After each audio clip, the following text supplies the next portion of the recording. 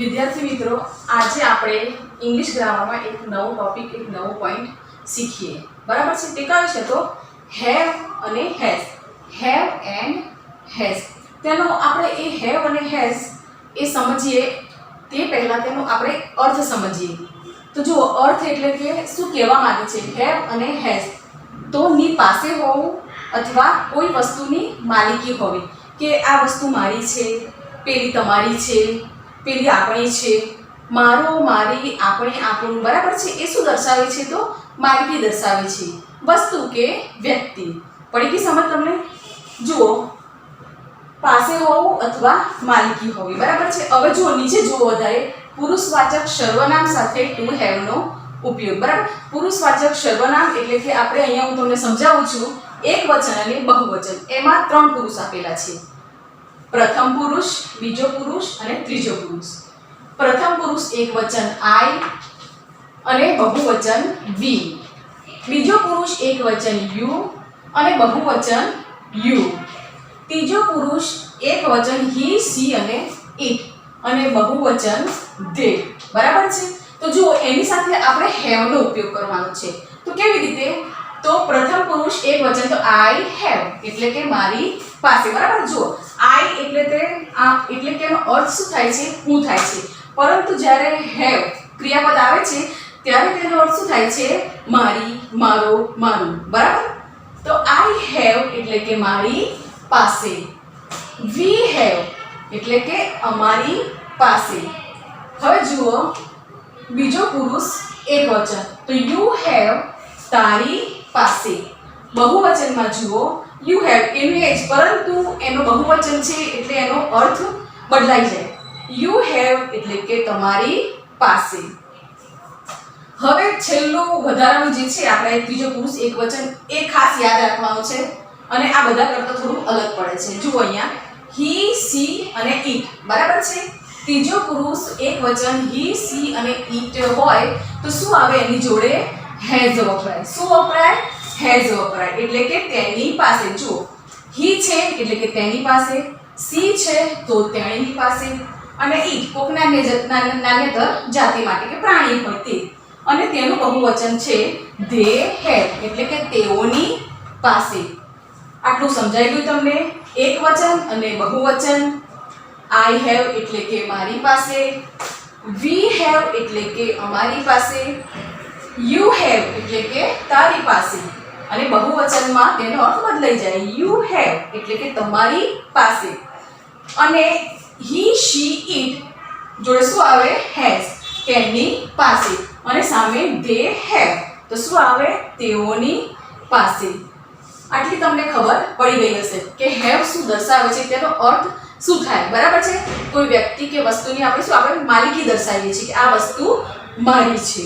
હવે જો એના આધારે આપણે કેટલીક ખાલી જગ્યાઓ સમજીએ તો તમને વધારે ખ્યાલ આવશે. તો જુઓ, ખાલી જગ્યામાં વિક્રમ ખાલી જગ્યા અ સ્કૂટર. બરાબર છે? હવે આ જે તમને આ જે સર્વનામનો જે કોઠો મેં જે આપ્યો છે એમાં તમારે ધ્યાન રાખવાનું છે કે હેઝ કોની જોડે આવે છે અને હેવ કોની જોડે આવે છે. આમ તો સામાન્ય રીતે ખાલી તમારે એટલું જ યાદ રાખવાનું છે કે હી, શી અને ઇટ હોય તો જ હેઝ આવે, એટલે કે એક વચન હોય તો જ. બરાબર? એ પણ ધ્યાન રાખવાનું છે જોડે કે એક વચન હોય તો જ હેઝ આવે, બાકી બધામાં શું આવે? હેવ આવે. તો જુઓ અહીંયા ખાલી જગ્યા વિક્રમ ખાલી જગ્યા અ સ્કૂટર. બરાબર છે? તો વિક્રમ છે, બરાબર, છોકરો થયો એટલે શું આવે? એ હી માં આવે. એક વચન છે તો શું આપણે લખીશું ખાલી જગ્યામાં? હેઝ. શું લખીશું? Has. Vikram has a scooter એટલે કે વિક્રમની પાસે સ્કૂટર છે. જો અહીંયા બીજી ખાલી જગ્યા વી ખાલી જગ્યા અ બિગ હાઉસ. બરાબર? હવે જુઓ, તમને આ કોઠાની અંદર જુઓ કે વી ક્યાં આપેલું છે તમારે? તો બહુવચનમાં આપેલું છે. તો આપણો જે નિયમ છે એ શું કહે છે કે વી જોડે શું આવે? તો હેવ આવે. બહુવચન છે એટલા માટે. તો આપણે અહીંયા શું લખીશું? We have. શું લખીશું? We have. We have a big house એટલે કે અમારી પાસે મોટું ઘર છે. એવી રીતે જો ત્રીજી ખાલી જગ્યા આપેલી છે સી ખાલી જગ્યા મેની બલૂન્સ. સી છોકરી આપેલી છે, ત્રીજો પુરુષ એકવચન છે તો શું આવે? હેઝ આવે. શું આવે? હેઝ આવે. સી હેઝ મેની balloons એટલે કે તેણીની પાસે ઘણા બધા ફુગ્ગાઓ છે. હવે જુઓ ચોથી ખાલી જગ્યા, યુ ખાલી જગ્યા ટુ ઇરેઝર. બરાબર. હવે યુ છે તો જુઓ અહીંયા ત્રીજો પુરુષ આપણે બીજો પુરુષ એકવચન યુ તો હેવ. ખાલી ત્રીજો પુરુષ એકવચન હોય એમ જ તમારે ધ્યાન રાખવાનું છે કે હેઝ આવે, બાકી બધામાં હેવ આવે. એટલે શું આવશે અહીંયા? હેવ આવશે. યુ હેવ ટુ ઇરેઝર્સ એટલે કે તારી પાસે બે રબર છે. બરાબર. પડી ગઈ ખબર તમને? આટલું સમજાઈ ગઈ? આટલી ખાલી જગ્યાઓમાં સમજાઈ ગયું? તો જુઓ અહીંયા એક જુઓ સામે સીમાં ખાલી જગ્યા અ પેન. બરાબર છે. તમને સમજાવ્યું હતું એ પ્રમાણે અને આપણો નિયમ કહે છે એ પ્રમાણે સીમાં છે છોકરી છે. બરાબર. તો સીમાં જોડે આપણે શું આવે? તો હેઝ. સીમાં હેઝ અ પેન એટલે કે સીમા પાસે પેન છે. તો જુઓ હવે આટલી ખાલી જગ્યાઓ તો આપણે સમજી લીધી છે. બરાબર છે. તો હવે આપણે આ જે ખાલી જગ્યા છે એને આપણે પ્રશ્ન વાક્ય બનાવીએ અને એમાં આપણે હકાર અને નકારમાં જવાબ આપીશું. બરાબર. તો જુઓ હવે જ્યાં સીમા હેઝ અ પેન, સીમા પાસે પેન છે, તો પ્રશ્ન વાક્ય બનાવવું હોય તો જે આ હેઝ છે એ સીમાની જગ્યાએ આવી જાય અને સીમા છે હેઝની જગ્યાએ જતી રહે. બરાબર. તો હેઝ સીમા અ પેન એટલે કે સીમા પાસે પેન છે. બરાબર. તો પ્રશ્ન વાક્ય બનાવ્યો આપણે. તો આપણે જ્યારે જવાબ આપવો હોય તો કઈ રીતે આપી શકીએ? તો યસ. બરાબર. પહેલા તો આપણે યસ લખીએ. હકારમાં આપવો છે એટલે યસ. તો યસ સીમા છે એટલા માટે આપણે શું લખીશું? She has. બરાબર. અથવા તો તમે બીજી રીતે પણ લખી શકો છો કે yes Seema has a pen. બરાબર. હવે નો એટલે કે નકારમાં ઉત્તર આપવાનું છે તો આપણે શું લખીશું? તો નો સી હેઝ નોટ. શું લખીશું? તો no C has note. Yes C has કે હા તેની પાસે છે. નો સી હેઝ નોટ કે ના તેની પાસે નથી. બરાબર. નો સી હેઝ નોટ એટલે કે તેની પાસે નથી. બીજી રીતે પણ તમે લખી શકાય છે કે નો સીમા હેઝ નોટ અ પેન. બરાબર. અને હેઝ નોટ જે આપેલું છે એનું ટૂંકું રૂપ થાય છે હેઝન્ટ. એવી રીતે હેવ નોટ નું પણ થઈ શકે છે એટલે કે એનું ટૂંકું રૂપ શું થાય છે? તો હેવન્ટ. આપણે આખા વાક્યમાં લખવું હોય તો યસ હેવ અને નો તો હેવ નોટ અથવા તો હેવન્ટ. ટૂંકું રૂપ છે એનું હેવન્ટ, આમાં હેઝ નું હેઝન્ટ. બરાબર છે. આટલું તમને હેવ અને હેઝની સમજૂતી ખબર પડી ગઈ. ખાલી જગ્યામાં પણ તમને ખબર પડી ગઈ. બરાબર છે. એમાં પ્રશ્ન વાક્યમાં પણ તમને ખબર પડી ગઈ હશે. એનું જવાબ હકારમાં કેવી રીતે આપવો અને નકારમાં કેવી રીતે આપવો. બરાબર. હવે જુઓ એક આપણે સામે પોઈન્ટ લખ્યો છે મેં વેર. શું લખ્યું છે મેં? વેર લખ્યું છે. બરાબર. હવે આપણે સમજવાનું છે કે વેરનો અર્થ શું થાય છે. બરાબર. વેર એટલે કે ક્યાં, કઈ બાજુએ, કઈ જગ્યાએ. જ્યારે આપણે પ્રશ્ન પૂછીએ છીએ બરાબર તો તે વસ્તુ કે વ્યક્તિ કઈ બાજુએ છે અને કઈ જગ્યાએ છે તેવું દર્શાવવું હોય ત્યારે તે પ્રશ્ન માટે આપણે વેરનો ઉપયોગ કરીએ છીએ. હવે વેરની સાથે ઇઝ અને આર બે વપરાય છે, પરંતુ તે કેવી રીતે વપરાય છે અથવા તેનો કેવી રીતે ઉપયોગ થાય છે તે જુઓ. વેર ઇઝ વસ્તુ કે વ્યક્તિ એક વચન હોય તો જ ઇઝ આવે અને આર ક્યારે આવે કે વસ્તુ કે વ્યક્તિ બહુવચન હોય તો તેની સાથે આર આવે. પડી ગઈ આટલી બે વસ્તુની સમજણ કે વસ્તુ કે વ્યક્તિ એક વચન હોય તો ઇઝ આવે અને વસ્તુ કે વ્યક્તિ બહુવચનમાં આપેલું હોય તો આર આવે. હવે તેની જુઓ, જ્યારે આપણે વેરથી પ્રશ્ન પૂછીએ છીએ બરાબર ત્યારે તેના જવાબમાં જવાબ આપીએ છીએ ત્યારે આ જે પ્રિપોઝિશન આપેલા છે જે આ ચાર તેનો ઉપયોગ એટલે કે તેનો ઉપયોગ તેની અંદર થાય છે. બરાબર છે. તે શું દર્શાવે છે તો તેનું સ્થાન દર્શાવે છે કે વેર ઇઝ ધ બોલ. આપણે એવું પૂછ્યું કે ભાઈ દડો ક્યાં છે. બરાબર છે. તો ટેબલની ઉપર. બરાબર છે કે it is on the table કે તે ટેબલની ઉપર છે.